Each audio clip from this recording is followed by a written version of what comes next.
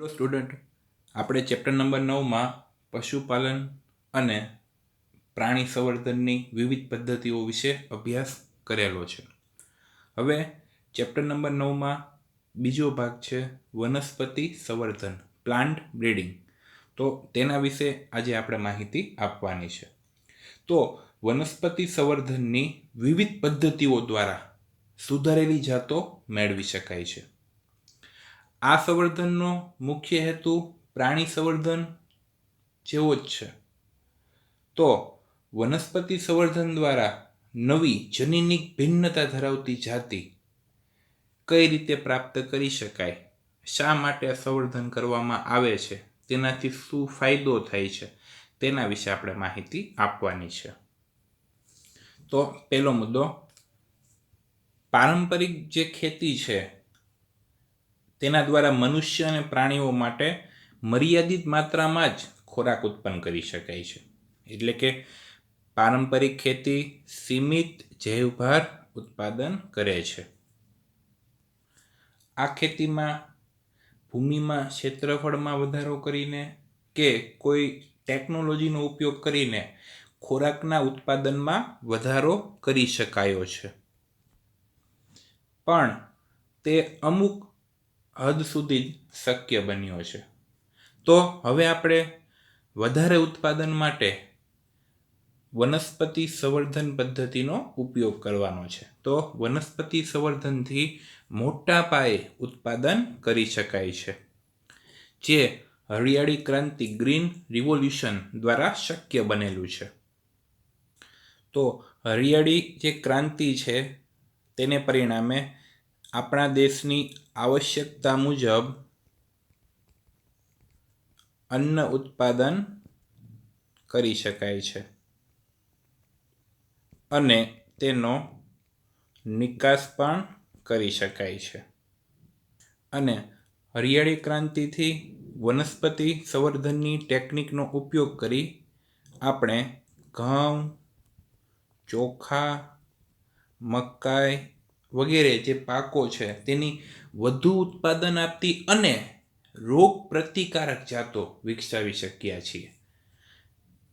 એટલે કે ઉત્પાદને આપણને વધુ મળે છે અને આ જે પાક છે તે રોગોનો પ્રતિકાર કરે છે, કે જેનાથી રોગો થાય છે તેનો તે નાશ કરે છે, જે વનસ્પતિ સંવર્ધનની ટેકનિકથી શક્ય બન્યું છે. તો હવે આપણે વનસ્પતિ સંવર્ધન વિશે સામાન્ય માહિતી આપીએ. What is plant breeding?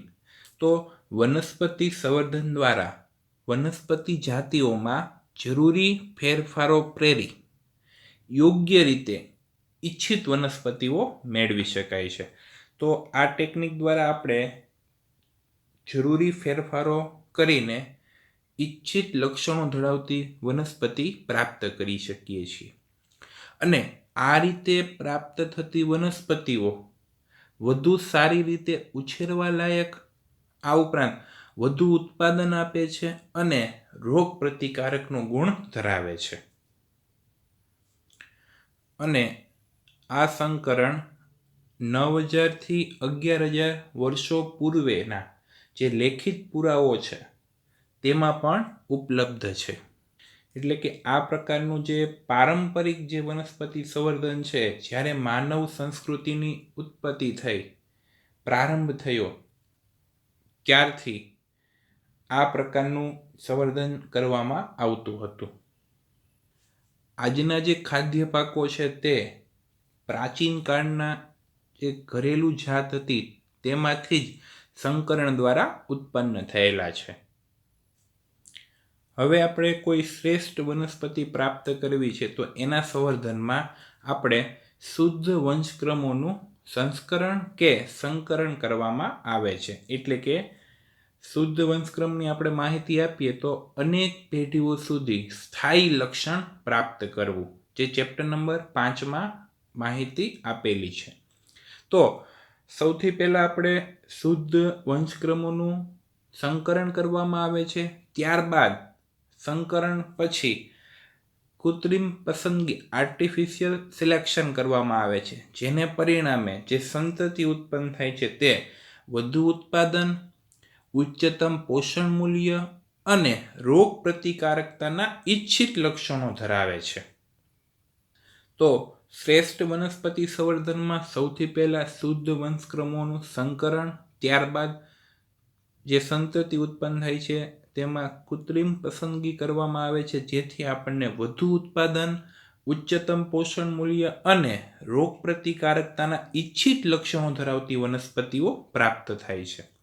તો હવે વનસ્પતિ સંવર્ધનમાં આણ્વીય જનીનિક સાધનોનો ઉપયોગ કરવામાં આવે છે. તે પહેલા જનીન વિદ્યા, આણ્વીય જીવ વિજ્ઞાન અને પેશી સંવર્ધનમાં જે પ્રગતિ થયેલી છે તેને પરિણામે હવે આણ્વીય જનીનિક સાધનોનો ઉપયોગ શક્ય બન્યો છે. જો કોઈ વનસ્પતિમાં ઈચ્છિત લક્ષણોની આપણે પસંદગી કરવાની હોય તો તેના જે લક્ષણો છે તે અહીં દર્શાવેલા છે.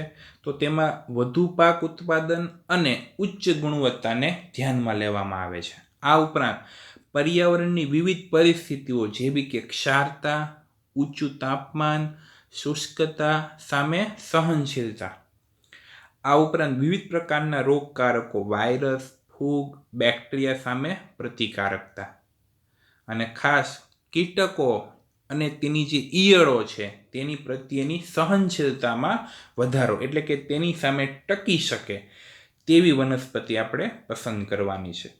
તો આપણે કોઈ વનસ્પતિ પસંદ કરવાની છે સંકરણ દ્વારા, તો તેમાં વધુ પાક ઉત્પાદન હોવું જોઈએ, ઉચ્ચ ગુણવત્તાસભર પેદાશ પ્રાપ્ત થવી જોઈએ, વિવિધ પ્રકારની પર્યાવરણીય પરિસ્થિતિઓ છે તેની સામે ટકી રહેવી જોઈએ. આ ઉપરાંત જે રોગકારકો છે, વાયરસ, ફૂગ, બેક્ટેરિયા, તેનો પણ પ્રતિકાર કરી શકે તેવી હોવી જોઈએ અને કીટકો પ્રત્યેની સહનશીલતામાં પણ વધારો કરી શકે તેવી વનસ્પતિ આપણે પસંદ કરવાની છે. તો પ્લાન્ટ બાયોટેકનોલોજીની જે વિવિધ પદ્ધતિઓ છે, આ ઉપરાંત વનસ્પતિ સંવર્ધન, તો તેના દ્વારા આ પ્રકારના લક્ષણો પ્રાપ્ત કરવા શક્ય છે. તો આ મુજબ વનસ્પતિ સંવર્ધનના કાર્યક્રમો સરકારી સંસ્થાઓ અને જે પ્રાઇવેટ કંપનીઓ છે તેના દ્વારા સમગ્ર વિશ્વમાં શરૂ કરવામાં આવ્યા છે, જેથી આ પ્રકારના લક્ષણો સંતતિમાં મેળવી શકાય. તો વનસ્પતિ સંવર્ધનમાં જે વનસ્પતિની જાતિઓ છે તેમાં યોગ્ય ફેરફાર કરીને આપણે ઈચ્છિત લક્ષણો ધરાવતી વનસ્પતિ મેળવી શકાય છે અને આ રીતે જે વનસ્પતિ પ્રાપ્ત થાય છે તે વધુ સારી રીતે ઉછેરવા લાયક હોય છે, વધુ ઉત્પાદન આપતી હોય છે અને રોગ પ્રતિકારક હોય છે. આ પ્રકારનું જે સંવર્ધન છે તે માનવ પ્રારંભિક હજારો વર્ષ પૂર્વેથી પારંપરિક રીતે કરતો આવ્યો છે. તો આજથી 9000 થી 11000 વર્ષોથી આ પ્રકારનું સંવર્ધન યોજવામાં આવતું હતું. આ ઉપરાંત અત્યારે જે ખાદ્ય પાકો જે પ્રાપ્ત થાય છે તે પણ ઘરેલું જાતોમાંથી જ સંકરણ દ્વારા ઉત્પન્ન થયેલા છે. કોઈ શ્રેષ્ઠ વનસ્પતિ સંવર્ધનમાં શુદ્ધ વંશક્રમોનું સંકરણ, ત્યારબાદ જે સંતતિ ઉત્પન્ન થાય છે તેને કૃત્રિમ પસંદગી દ્વારા ઈચ્છિત લક્ષણો ધરાવતી વનસ્પતિઓ પ્રાપ્ત કરવામાં આવે છે. હવે વનસ્પતિ સંવર્ધનમાં આણ્વીય જનીનિક સાધનોનો ઉપયોગ વધી રહ્યો છે, જેથી આ પ્રકારના ઈચ્છિત લક્ષણો પ્રાપ્ત થઈ શકે અને વિવિધ પ્રકારની સરકારી સંસ્થાઓ અને પ્રાઇવેટ કંપનીઓ છે તેના દ્વારા પણ વનસ્પતિ સંવર્ધનના કાર્યક્રમો સમગ્ર વિશ્વમાં શરૂ કરાયેલ છે. હવે જે ઇમ્પોર્ટન્ટ સવાલ છે કે કઈ રીતે વનસ્પતિ સંવર્ધન કરી શકાય, કયા મુદ્દા ધ્યાનમાં લેવામાં આવે છે. તો વનસ્પતિ સંવર્ધન દ્વારા જનીનિક ભિન્નતા ધરાવતી જાતિ પ્રાપ્ત કરવા માટે 5 મુદ્દાઓ ખાસ જરૂરી છે. એમાં સૌથી પહેલો મુદ્દો છે ભિન્નતાનું એકત્રીકરણ. બીજો મુદ્દો પિતૃઓની પસંદગી અને મૂલ્યાંકન. ત્રીજો મુદ્દો પસંદ કરેલા પિતૃઓ વચ્ચે સંકરણ. ચોથો મુદ્દો પુનઃસંયોજિતની પસંદગી અને પરીક્ષણ. અને છેલ્લો મુદ્દો નવી જાતિઓનું પરીક્ષણ, મુક્તિ અને વેચાણ. તો વનસ્પતિ સંવર્ધન દ્વારા જનીનિક ભિન્નતા ધરાવતી પાક સંવર્ધિત જાતિ મેળવવાના તબક્કાઓ વિશે આપણે અભ્યાસ કરીએ. તો સૌથી પહેલો તબક્કો છે ભિન્નતાનું એકત્રીકરણ, કલેક્શન ઓફ વેરિએબિલિટી. તો જે જનીનિક ભિન્નતા છે કે જેથી એક જાતિ બીજી જાતિથી અલગ પડે છે, તે વનસ્પતિ સંવર્ધન કાર્યક્રમનો મુખ્ય આધાર છે. તો પહેલો મુદ્દો, જનીનિક ભિન્નતા વનસ્પતિ સંવર્ધન કાર્યક્રમનો મુખ્ય આધાર છે. આગળ, ઘણા પાકોને તેમની સંબંધિત જંગલી કે વન્ય પ્રજાતિમાંથી જનીનિક ભિન્નતા પ્રાપ્ત થાય છે.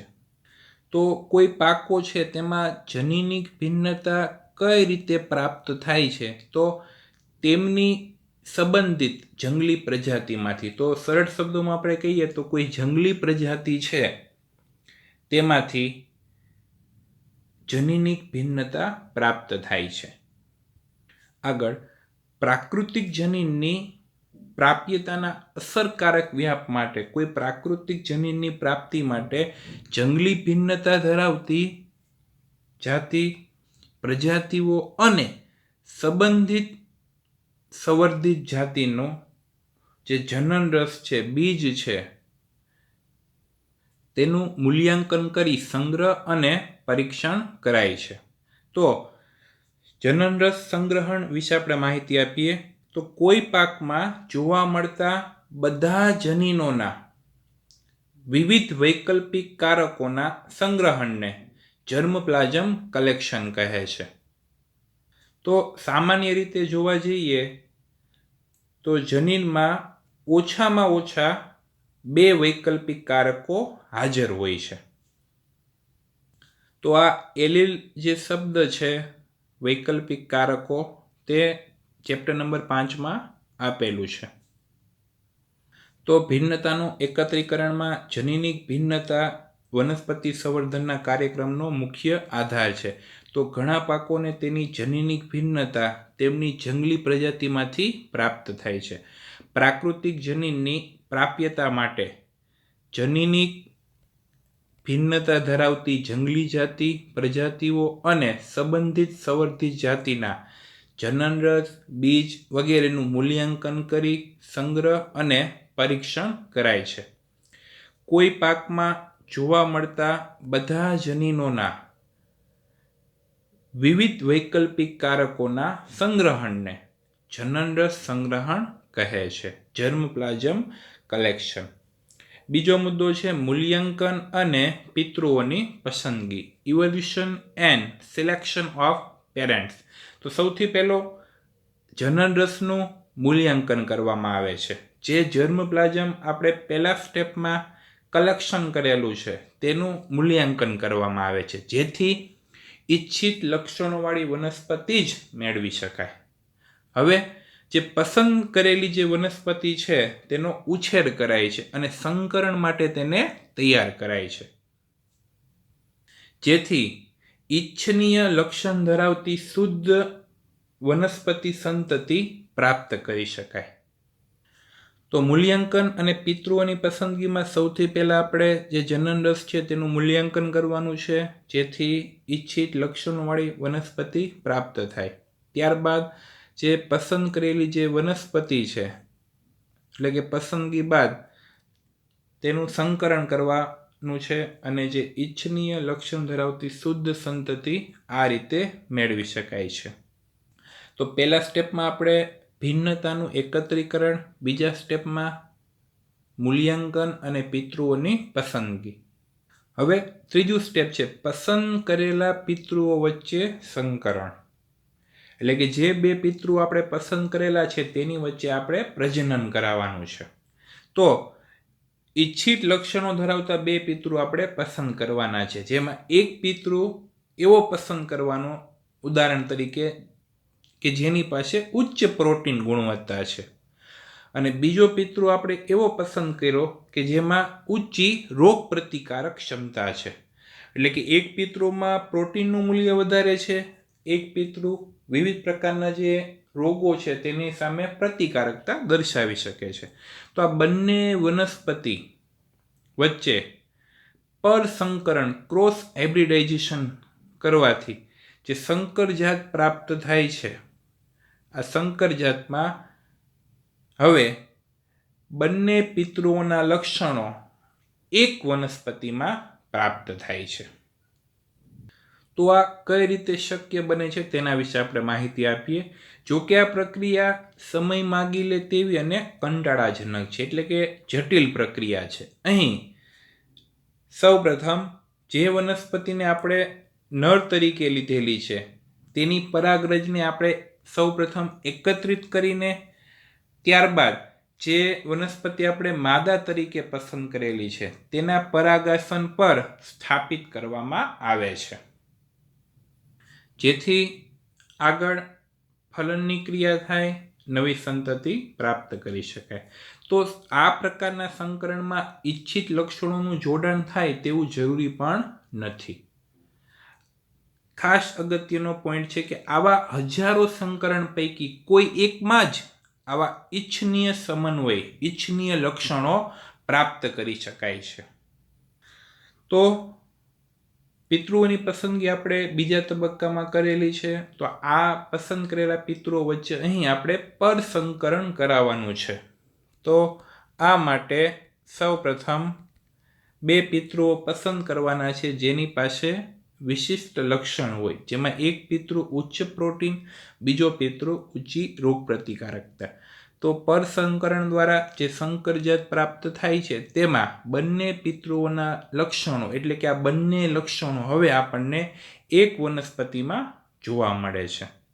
તો આ કઈ રીતે શક્ય બને છે? તો નર વનસ્પતિ જે પસંદ કરેલી છે તેની પરાગરજને એકત્રિત કરી માદા છોડના પરાગાસન પર સ્થળાંતરિત કરવામાં આવે છે. તો આ એક પ્રકારની જટિલ પ્રક્રિયા છે. અહીં સંકરણમાં ઈચ્છિત લક્ષણોનું જોડાણ થાય તેવું જરૂરી પણ નથી, અને આવા હજારો સંકરણ પૈકી કોઈ એકમાં જ આ ઈચ્છનીય સમન્વય જોવા મળે છે. આગળ ચોથો તબક્કો છે ઉચ્ચ પુનઃસંયોજિત જાતોની પસંદગી અને પરીક્ષણ, selection and testing of superior recombinants. તો જે 2 લક્ષણો ભેગા કરીને જે સંકરજાત પ્રાપ્ત થાય છે તેને પુનઃસંયોજિત જાત તરીકે ઓળખવામાં આવે છે. તો આ તબક્કામાં સંકરણ દ્વારા સર્જાયેલી જે સંતતિઓ છે તેમાંથી ઈચ્છિત લક્ષણોનો સમન્વય ધરાવતી વનસ્પતિઓની પસંદગી કરવામાં આવે છે. તો આપણે આગળના તબક્કામાં છેલ્લા પોઈન્ટમાં આપણે માહિતી આપેલી હતી કે હજારો સંકરણ પૈકી કોઈ એકમાં જ ઈચ્છનીય સમન્વય ધરાવતા લક્ષણો જોવા મળે છે. તો ચોથા તબક્કામાં સૌથી પહેલા જે આવી ઈચ્છનીય સમન્વય ધરાવતી જે વનસ્પતિની જાત છે તેની પસંદગી કરવામાં આવે છે, અને સંકરણના ઉદ્દેશ માટે આ પ્રક્રિયા ખૂબ જ અગત્યની છે. ત્યારબાદ હવે આપણે તેનું પરીક્ષણ કરવાનું છે. તો હવે જે સંતતિ આપણને પ્રાપ્ત થઈ છે તેનું વૈજ્ઞાનિક ઢબે મૂલ્યાંકન કરવામાં આવે છે. તો તેને પરિણામે હવે એવી વનસ્પતિઓ પ્રાપ્ત થાય છે જે બંને પિતૃઓમાં શ્રેષ્ઠ હોય. તો હવે બંને પિતૃઓની સાપેક્ષે વધુ શ્રેષ્ઠ વનસ્પતિ સંતતિઓને અલગ કરવામાં આવે છે. મોટા ભાગે એક કરતાં વધુ શ્રેષ્ઠ વનસ્પતિ સંતતિઓ પ્રાપ્ત થાય છે. ત્યારબાદ આ શ્રેષ્ઠ વનસ્પતિઓને કેટલીક પેઢીઓ સુધી સ્વપરાગનયન કરાવવામાં આવે છે, સેલ્ફ પોલિનેશન, જેથી સમયુગ્મતા પ્રાપ્ત થાય, હોમોઝાઇગોસિટી.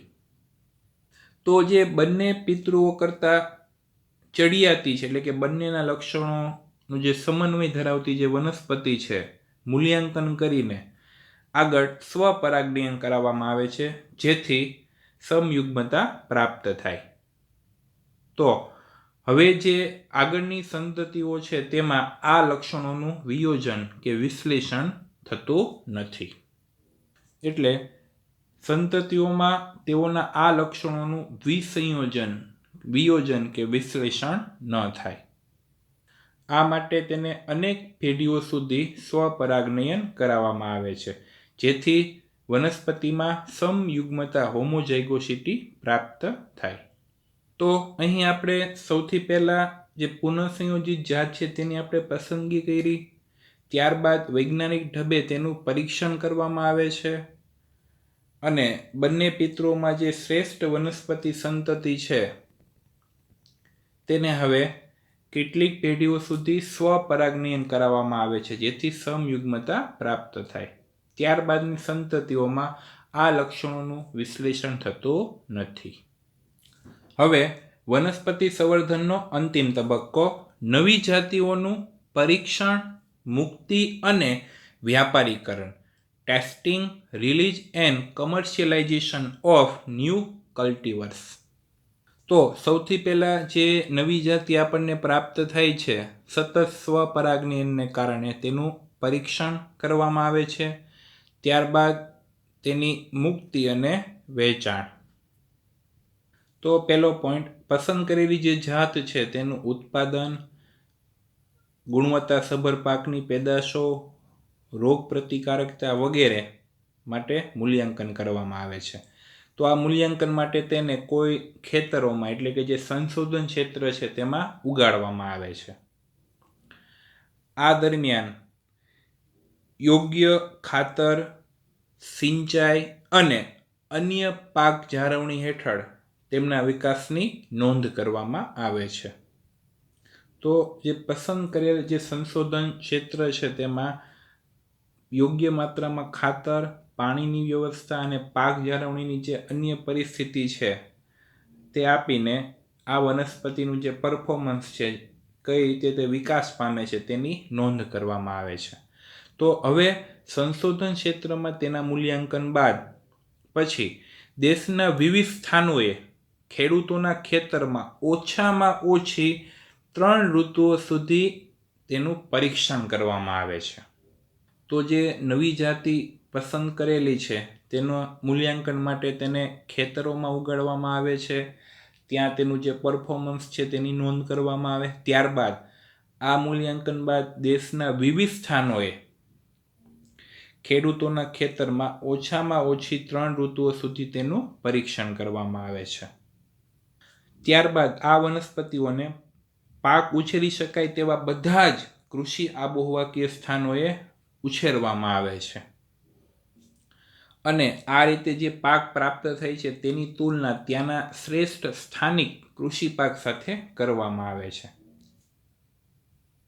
તેના માટે ચકાસણી કે તેના સંવર્ધકનો સંદર્ભ લેવાય છે, એટલે કે કોઈ અન્ય જાતિ છે તેની સાથે કમ્પેરિઝન કરવામાં આવે છે.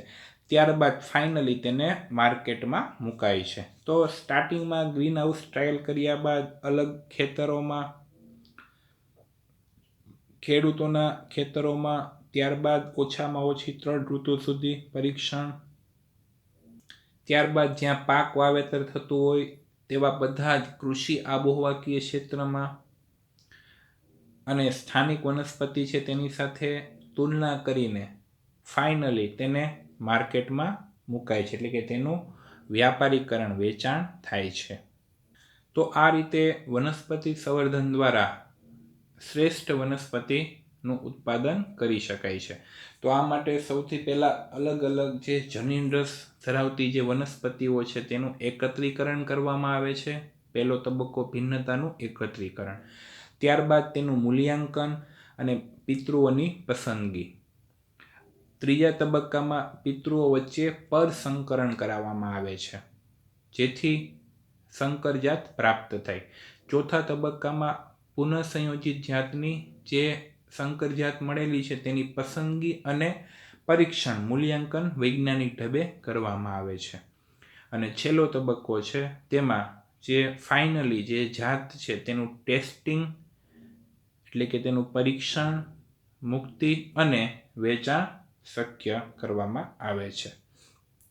તો આ રીતે વિવિધ તબક્કાઓ દ્વારા વનસ્પતિ સંવર્ધનથી જનીનિક ભિન્નતા ધરાવતી જાતિ પ્રાપ્ત કરી શકાય. તો બધા તબક્કાઓ વ્યવસ્થિત પોઈન્ટ ટુ પોઈન્ટ જોઈ લેવા અને નોટબુકમાં લખવા. Thank you.